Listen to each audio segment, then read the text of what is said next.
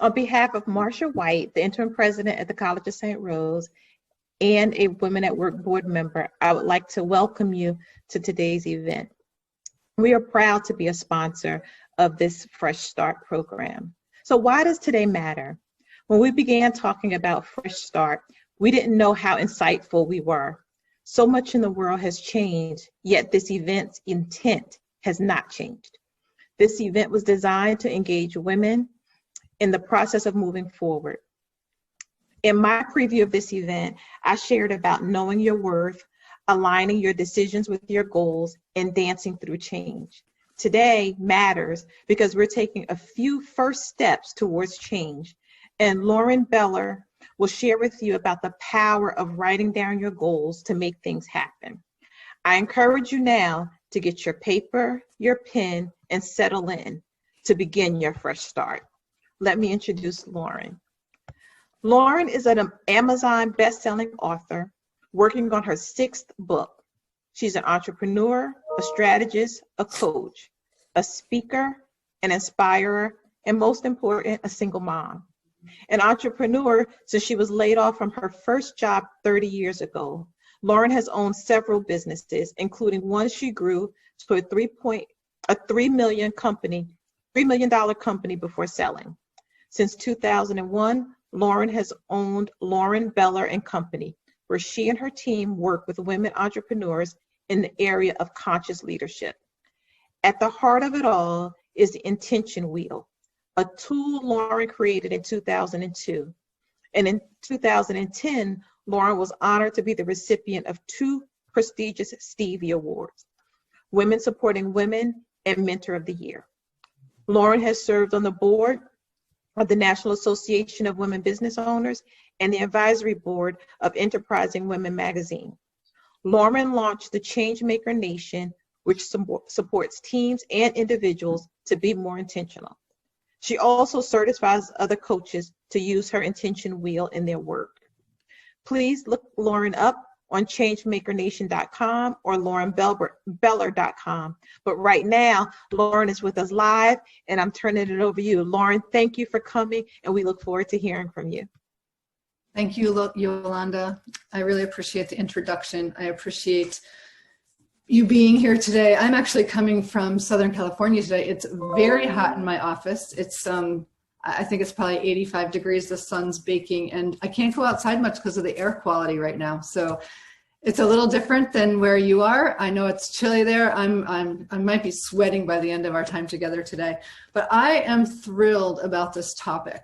Write it down, make it happen. So about 20 years ago, I read this book, and it's actually, the pages are yellow. I had highlights and marks all throughout it. So I had to dig it out and brush it off and remind myself what it said. And what was fascinating is I realized that it was the crux of my work when I started working with women.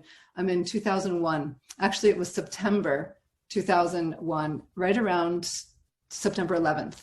And I thought, what a horrible time to start a business. But I wrote my vision down. And that doesn't mean when you write your vision down or you write down what you want that you don't struggle. It was a tough year, but I got through it by keeping my eye on the goal. So I want to talk a little bit about what Write It Down, Make It Happen is all about and how to make it work for you and sort of take away the mystique or the magic from it. I don't really want to take away the mystique or the magic, but I don't want people to not use it because they think it's, as Patty, the word you used, hocus pocus, because it's not hocus pocus. It's such valuable information. I want to challenge you to take 30 seconds right now, stop what you're doing, grab a piece of paper. It could be a tiny Post-it. It could be your beautiful journal. It could be, it doesn't matter, a napkin from your underneath the glass that you're drinking out of. But write down what you want for the next 3 days. In other words, what do you want out of this experience? Just write a sentence. What do you want out of this, the 4.5 hours that we have together?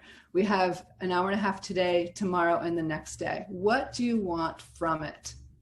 Take a moment and jot down a sentence or two. You may or may not be sharing it, but you're not going to share it today. So jot it down. Take a moment. It's valuable time. the other interesting thing about this process is we end up thinking that we need to think about what we want. Try not to think about it, try to feel it. Try to have it come from your heart and your body versus your brain. Our brains, I believe, limit us. Our bodies and the wisdom from our bodies, and our heart in particular, have immense wisdom. So now that we've done that, I wanted to share a little bit about some of the things, to my personal experience with this tool. Back in the 90s, so before reading this book, I took the time to write a journal and write down what I wanted. And one of the pages has a blank journal, and it had, I cut out pictures of 2 cars that I wanted. I was living in upstate New York at the time, and I wanted 2 cars. I put them in my garage, I put them in my book, and without really thinking about it, put it in a drawer of this particular desk that I'm sitting at right now. I still have the same desk. And in 2005, I moved from upstate New York to Austin, Texas. I pulled out the book, and those 2 cars were in my garage. I never thought about that. I put it in the drawer, and it wasn't a strategic move. I never thought about those cars really again, but it was a seed planted. So think about that as I share more information with you about how to use this step or this tool. So as I said, I want to take the magic out of this, but not for the sake of taking the magic out of it, because it's so magical. So I'm taking the magic out of it so you can see the strategy of it, as well as the science of it, and you all have heard of law of attraction. So I want to help break it up and help you see that process. So a couple things from a scientific perspective. My background is psychology and biology. I have a bachelor's in both, and a master's in health ed. So I love this stuff. I love how the body and the mind work together. But true research, if you take 2 plants, put one in a room, another in a separate room, and one room has positive words, we're speaking positively, calm, kind words in conversation, and then another room where there's evil, not so kind, negative words, it's been proven that the plant in the room with the nice words grows that much better than the plant in the room with the evil words. Same thing is true with water. Take 2 glasses of water and you put them in a room and expose them over a period of time to kind words, loving words, versus words where there's evil happening. And you look at the molecular structure of the words. I'm sorry, not of the words, of the water. The molecular structure actually is changed.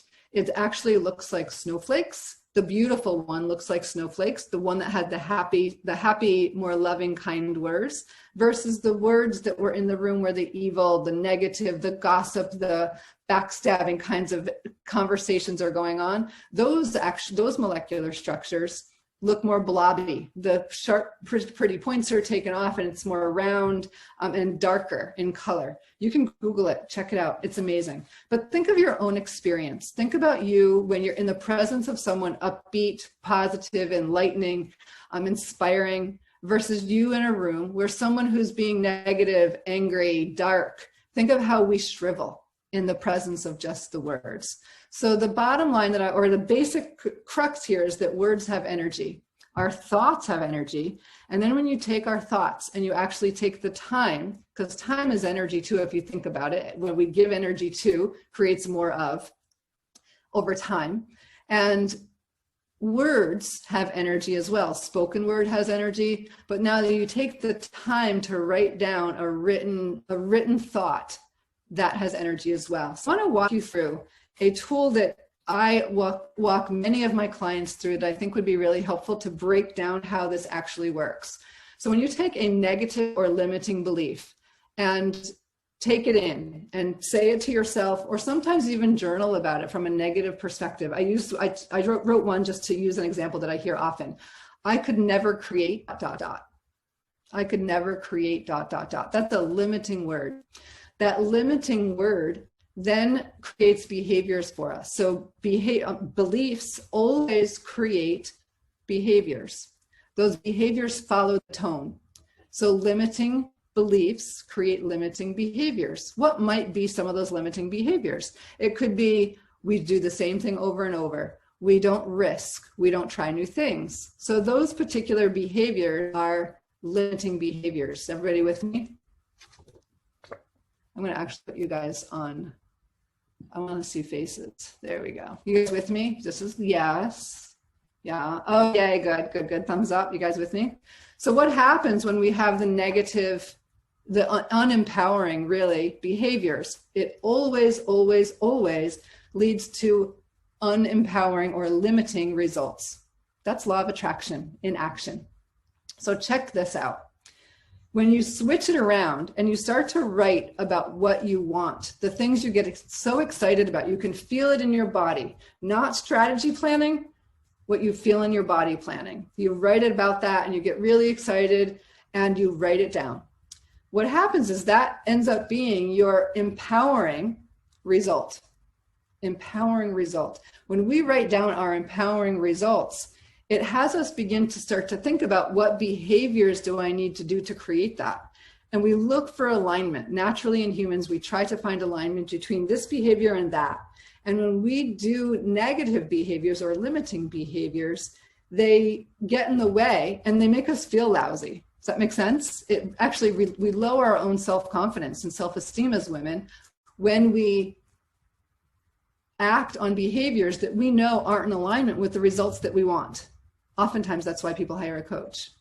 Does that make sense to everybody? So when we start to see little bits of information, little bits of congruency between, ooh, I wrote something down, as simple as for the next hour, I want to accomplish something. So when we start to see that, ooh, I did accomplish it, it raises up our energy and we realize, ooh, I have some power here. So writing things down has us get clear on energy, the attraction of the behavior that needs to happen to create that energy. But then something magical happens. Then it steps into what's our belief. So we start to shift our belief when we see little successes. So the belief might be something like, I can create. The positive belief is I can create extraordinary. And when we have those positive beliefs, they create positive results. I'm sorry, positive behaviors come from positive results. So you can see how when you start to write things down, we change our behaviors. See how the magic starts to happen? It's not such magic. So there's another big piece here. How we write doesn't matter. It could be sloppy, messy. It can be in list form. It can be beautifully written in a beautiful journal. It doesn't matter. Some people, I always see people, I'm going to go buy a brand new journal and get a really expensive pen. It doesn't matter. It can be a simple, $2 pen and a scrap piece of paper, literally a napkin. It doesn't matter. It's about taking the time and taking the words from your heart's desire and jotting them down and then backing into the behaviors and starting to notice your beliefs transpire. Is that the word? Transform. So beliefs create behaviors, which create results. Really important.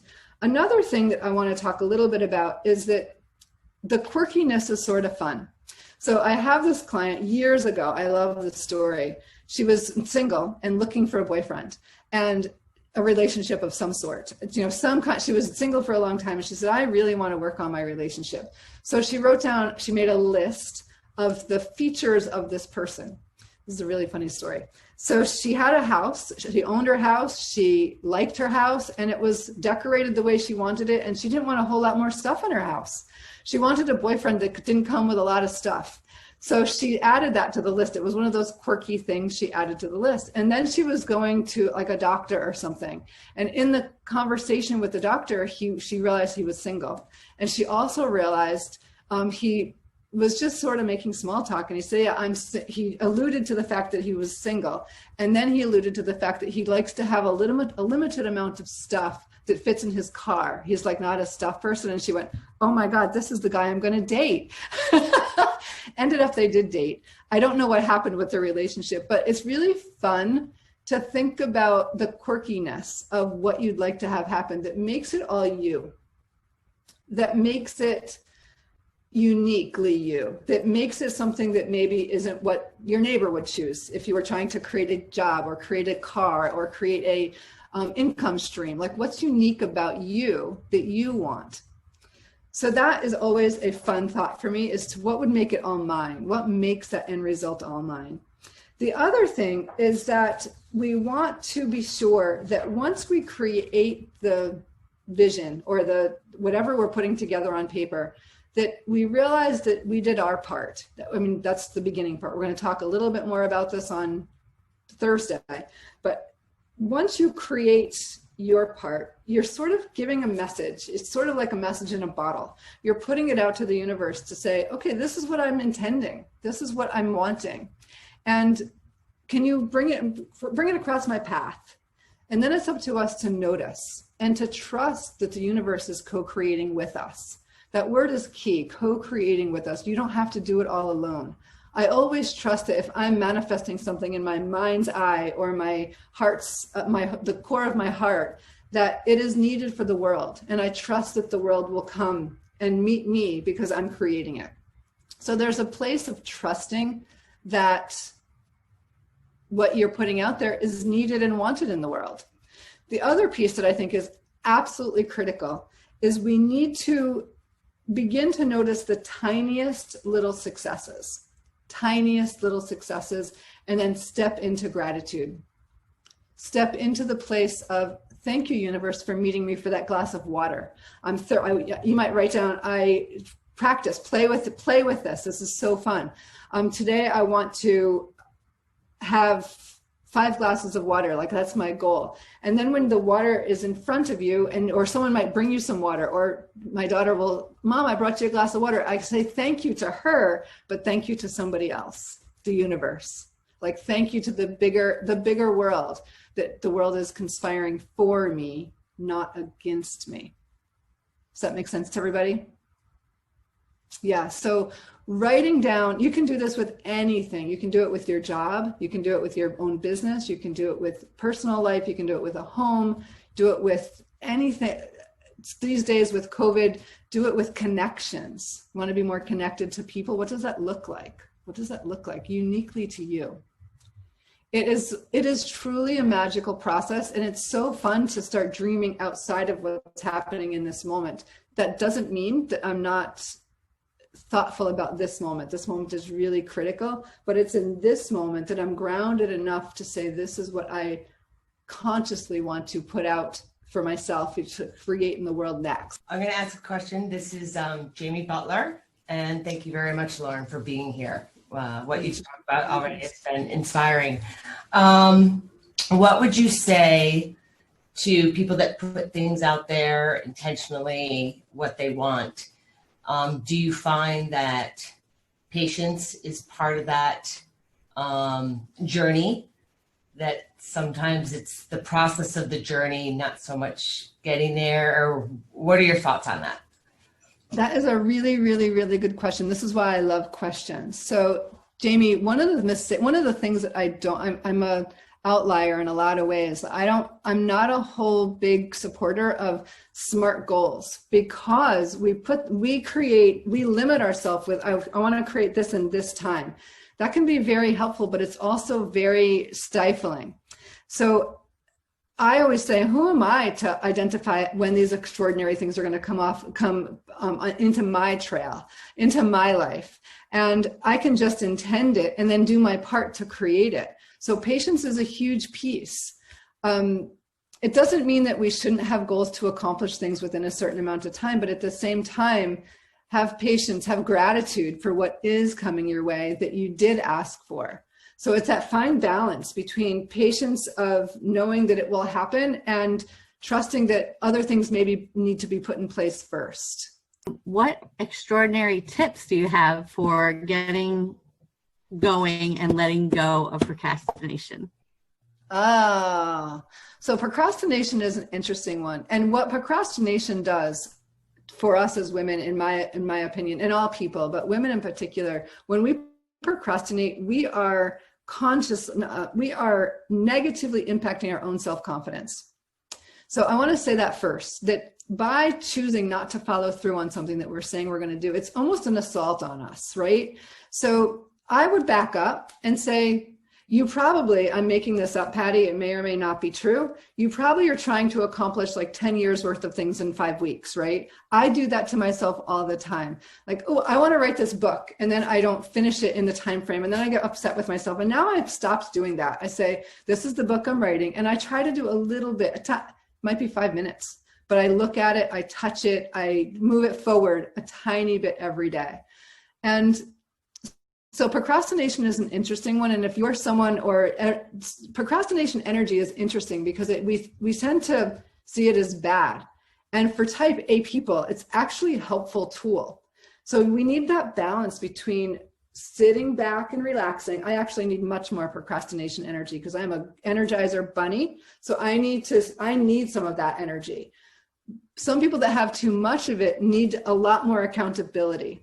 So either find somebody that you can get accountable with and start doing bite-sized pieces to make yourself realize that you can accomplish this, whatever this is, tiny, tiny pieces. I do put things down on paper, and I have literally been doing it since I was 18, and I'm a few decades older now. And I have gone so far as to take bigger steps, but again, they just sit there. And I will give you some of my procrastination, and you can give me some of your Energizer Bunny, because I don't feel that I'm definitely not a lazy person. I'm just busy with everything else that I'm doing with kids and work and everything else. And then when I do want to relax, I love to sit down with a movie or a book. And I say, inside my head, I'm thinking, you really need to be doing that. And it brings me joy to think of those things, like you said. But still, I don't always get up and do it. But this is my year. So yeah, and to me, it's about my father always said to me, work before play. Work, and even if it's 2 minutes of work or 5 minutes of work, and then to go read the book and reward yourself with. I did a little bit. A little tiny bit makes all the difference. Tiniest little step. I would love to hear your tips for how to, it's a little bit along the lines of what Patty mentioned earlier, but I would love to hear your tips, like really actionable tips for pushing past like those self-limiting fears that can sometimes just get in the way of getting things done. Our fears immobilize us. And similar energy as what Patty was talking about. And there's a couple things. One is to notice what the fear is, and then walk yourself through that belief chart, and email me directly. That would be helpful. And I'll be sure to get you the belief chart and how to work it. Because your limiting fear is just a belief. It's just a belief that you've made true. You've made it true because your behavior made it true, and the results of those behaviors made it true. And what we need to do is we need to switch it into what is the end result that you want? What are the brand new behaviors that need to happen? Someone brought up, do I have to be patient? Yes, and sometimes it comes way sooner than you think. So I think that's an important thing to pay attention to, that time is really an interesting thing. So don't worry about the time, worry about having a vision and writing it down, and then working a little bit towards it every single day. A little bit towards it. You have to do your part. You must be responsible for your part in creating that vision. And when we do our part, it manifests, it shows up. That was the one point I wanted to make.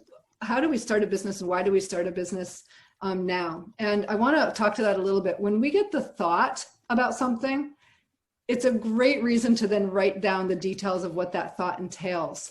And when we get that thought, it's a great time to start taking action to test it. So I have found nothing but lots of challenge, but also amazing opportunities during COVID where people are pivoting really quickly, but they're getting clear on what they're seeing all of a sudden.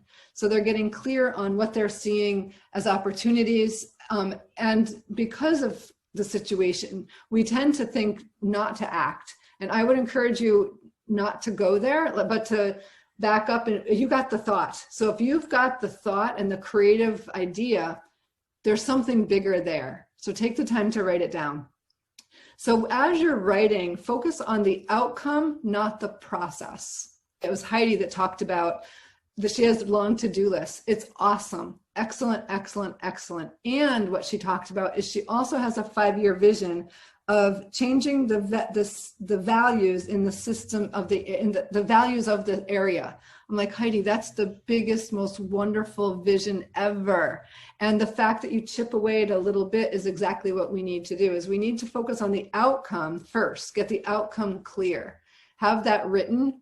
She has a vision. It's very clear she has a vision. And now our job is to chip away at it, as Heidi talks about. She works that plan every day. The other thing is that we don't know what that plan is. Heidi doesn't know what she's going to do next week. I don't think, Heidi, right? Yes, no? Yeah. So she doesn't know what I'm so glad she said no, but I'm also would have been okay with yes too. But my point is actually more important now. She said no. Our actions today inform next week. If we don't take the action, so if we're procrastinating and we're doing nothing, it's not going to inform what to do different next week. So our actions inform us. Keep noticing what you want, and when you see it and it shows up, be so ever grateful for the tiniest little things. So I also want to encourage between now and Thursday to write down your vision. What is it that you're wanting to create? And do your best to have it written so that you have that homework done. Do your part to start making the world around you that much better.